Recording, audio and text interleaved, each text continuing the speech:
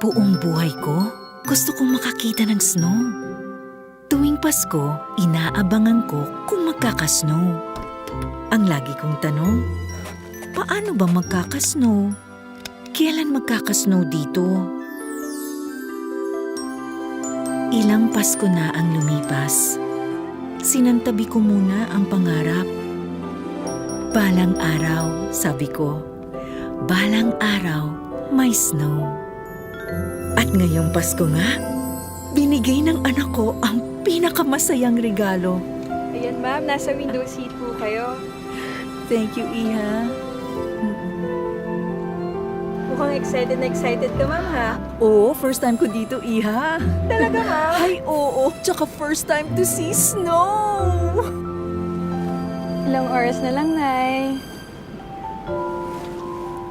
Snow.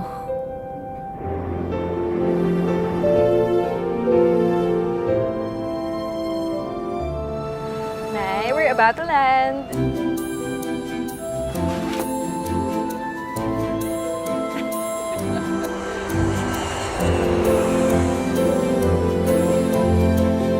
Snow? Snow! Ako po!